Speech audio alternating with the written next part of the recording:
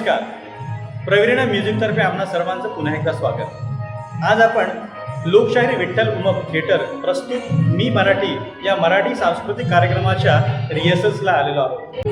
9 जानेवारी 2025 या दिवशी नवीन वर्षाच्या सुरुवातीला हा मी मराठीचा कार्यक्रम चिपळूण येथे सादर होणार आहे.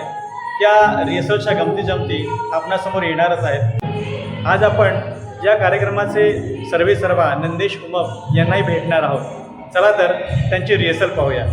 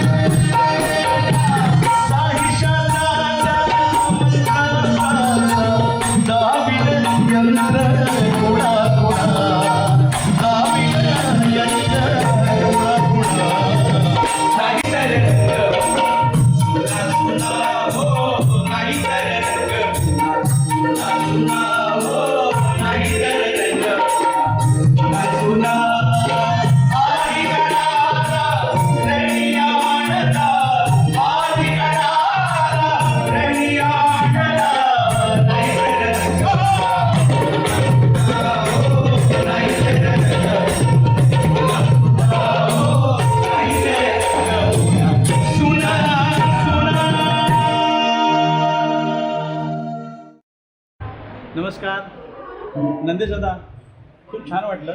आपण परत एकदा आपण या वर्षामध्ये नवीन सुरुवात करतो आहोत. बिलकुल. तर या कार्यक्रमाबद्दल थोडंसं आम्हाला पुन्हा एकदा सांगा. काय सांगू मी, कारण मी मराठी हा आमच्या जिव्हाळ्याचा विषय आणि विशाल माझा मित्र, माझा भाऊ, अगदी सुरुवातीपासून म्हणजे मला 25-30 वर्ष झाली असतील माझी आणि त्याची ओळख आहे.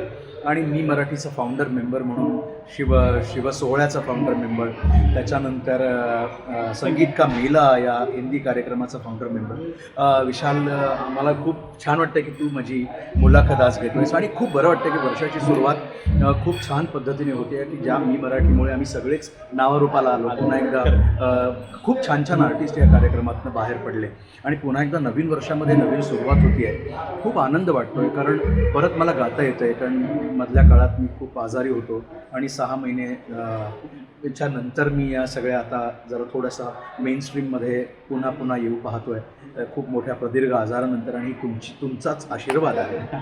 प्रवीणा म्युझिकला मी खूप शुभेच्छा देईन की ते खूप छान काम करत आहेत. आणि प्रवीणा म्युझिक नुसतं म्युझिक राहिलं नाही आहे, तर ते एक वेगळ्या टप्प्यावर आपल्या सगळ्या रसिकांना घेऊन जाणार आहे आणि घेऊन चाललं आहे. जर आपल्या सगळ्या रसिकांनी आपण हा चॅनल, हे म्युझिक, प्रवीणा हे बघायलाच हवं. कारण आमचा मी मराठी आता जो येतो आणि मला वाटतं पहिल्यांदाच मला वाटतं आपण मुलाखत करतोय, तर खूप छान वाटतं, खूप मजा येते. नाही, खरं तर आणखी ब्रीफली तुमच्याबरोबर बोलायला आवडेलच. खरं तर मी माझा दादाच आहे हा, तसं बघायला गेलं तर. आणि ह्याच्या प्रवासाबद्दल पण आपण जाणून घेणारच आहोत पुढे. पण सुरुवात होते आहे, त्या निमित्तानं मी ते भेटायला आलो आणि मला सगळी मंडळी भेटली. बिलकुल. आणि खूप बरं वाटतं. नवीन वर्षामध्ये सगळ्यांना हॅपी न्यू इयर केलेलं आहे आणि सगळे पुन्हा तेच स्वर, पुन्हा तो जोश, तो जोश या ठिकाणी दिसलेला आहे. आणि खूप बरं वाटलंय, खूप बरं वाटलं.